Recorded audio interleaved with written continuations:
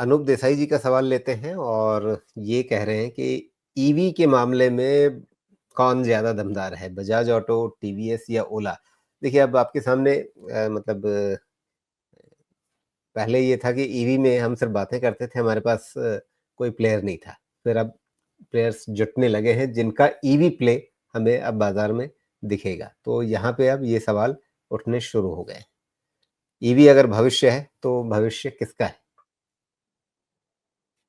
हाँ, मैं शुरू से इस चीज़ को देखिए किसी तरह से रिकमेंडेशन तो मैं आपको दूँगा नहीं कि बजाज है या टीवीएस है, ओला है। मैं आपको समझाता हूँ, मेरे लिए हमेशा क्वालिटी पैरामाउंट रही है और मेरे हिसाब से quality is driven by the management. मैंने कभी भी जितनी बार भी मैंने ओला के मैनेजमेंट को सुना है, वो सिर्फ़ पैसा भुनाने में लगे हैं। कहीं से भी किसी भी चीज़ में क्वालिटी नहीं है, ना ओला के कैब के फ्लीट में है, ना कोई डिसिप्लिन है, ना कोई क्वालिटी है, ना उनके प्रोडक्ट इवन ईवी में कोई क्वालिटी नहीं है। वो बेनिफिट लेना चाह रहे थे अर्ली एंट्रेंट का क्योंकि कोई था नहीं सामने चैलेंज करने वाला। लेकिन मैंने आपको शुरू से इस बात को बोला है कि जिस दिन टीवीएस, बजाज, हीरो ऐसे जो लोग आ गए ना, उसके बाद ओला जैसे लोगों की जगह रहेगी नहीं बिकॉज़ इनका क्वालिटी पे फोकस ही नहीं है। ओला का मार्केट शेयर आई थिंक गिर के लेस देन 25% हो चुका है। मेरे हिसाब से ये लेस देन 5% हो जाना चाहिए। बिकॉज़ अगर बजाज और टीवीएस के बाइक्स की क्वालिटी की बात करेंगे तो मैच नहीं है ओला के साथ। तो धीरे-धीरे मैं तो ओला को कभी क्वालिटी मानता भी नहीं हूँ, लेकिन कोई आपके पास प्योर ईवी प्लेयर लिस्टेड नहीं है तो अब उसको लेना ही है म्यूचुअल फंड वालों को, तो लोग लेते हैं। बाकी रही बात कि बजाज और टीवीएस इनका आप कंपैरिज़न नहीं कर सकते हैं। दोनों अपने आप में बहुत ही अच्छे प्लेयर्स हैं, क्वालिटी प्लेयर्स हैं। टाइम के साथ इन्होंने अपने आप को प्रूव किया हुआ है। तो सिलेक्शन से अच्छा है कि आप टॉप 3 सेलेक्ट कीजिए। टॉप 3 सेलेक्ट करके उसमें आप डाइवर्सिफ़िकेशन कीजिए, लेकिन क्वालिटी पे ध्यान रखिए। जी, लेकिन वो टॉप 3 अगर ईवी के मामले में आप लेने चले गए, तो क्या फिर आपके सामने स्थिति आ जाएगी कि भई आपको 1/3 फिर ओला में डालना ही पड़ेगा जिसको आप पसंद नहीं कर रहे हैं? नहीं, ओला तो मैं कह ही नहीं रहा कि टॉप 3 मैं ओके, ओला को तो टोटल मतलब जितना मीडियोकर क्वालिटी कह सकते हैं उसमें आप डाल दें। बाकी आपके पास हैं, बजाज हैं, टीवीएस है, हीरो है, बहुत सारे अच्छे ग्रुप हैं, उन पे ध्यान दीजिए। जी। मतलब विनर भी इन्हीं के बीच में से आएँगे, ये अर्ली मूवर एडवांटेज वगैरह जो है वो मतलब बाज़ार में ज़्यादा चलता नहीं है। नहीं, उनके पास पैसा फंडिंग बहुत है राजीव जी, इतना फंडिंग है ना उनके पास कि वो अभी तक सर्वाइव कर पा रहे हैं। अदरवाइज़ आप उनका जाके सर्विसिंग के लिए जो लगा है व्हीकल ना देखिए और फ़ोकस ही नहीं है ना देखिए भारत में एक मतलब कोई क्रिटिसाइज़ करे तो करे लेकिन भारत में एक आफ्टर सेल्स की बहुत बड़ी प्रॉब्लम है।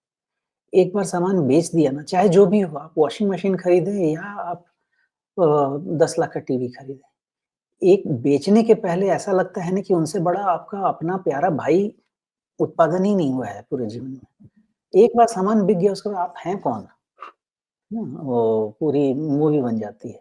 इसलिए नहीं, यही लेकिन प्रॉब्लम है ओला के अगर साथ भी। ये अगर ये एक भारतीय प्रवृत्ति है, तो टीवीएस और बजाज और जो हीरो हैं, ये भी तो भारतीय ब्रांड ही हैं और यहीं की उपजी हुई कंपनियाँ हैं। तो अ, हो सकता है आज की तारीख में ओला की ये दिक्कत हो, लेकिन संभव है कि मतलब सबकी बातें तो उन तक भी पहुँचती हैं ना, धीरे-धीरे उन्हें समझ में आएगा कि सर्वाइव करना है, तो आपको सर्विस पे ध्यान देना पड़ेगा।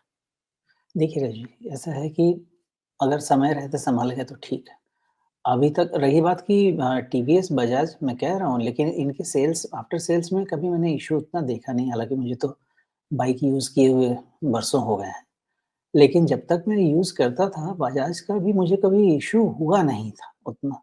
तो ये लोग एक बहुत लंबे समय से चले हुए प्लेयर्स थे, तो इन्होंने अपने आप को अच्छा एस्टेब्लिश किया था, इनको आफ्टर सेल्स की कीमत पता थी। मैं इन जनरल कह रहा हूँ आपको। लेकिन जी, ओला जहाँ तक है आफ्टर सेल्स समझ नहीं पा रहे हैं उसकी कीमत को अभी तक। तो जी। मैं जनरलाइज़ तो नहीं करना चाहिए मुझे, एक्चुअली ऐसा करना नहीं चाहिए नहीं, मुझे। लेकिन मैं आपने अपना अनुभव बताया, मैं भी जोड़ देता हूँ।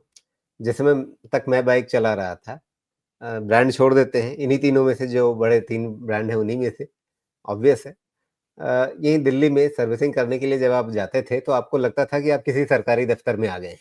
क्यों? बहुत स्वाभाविक था, वहाँ पे 200 बाइक्स की लाइन लगी हुई है, आप 200 के बीच में से एक खड़े हैं, मतलब आपके ऊपर अटेंशन देने के लिए सामने वाले को फुर्सत नहीं है और उसे कोई गरज भी नहीं है।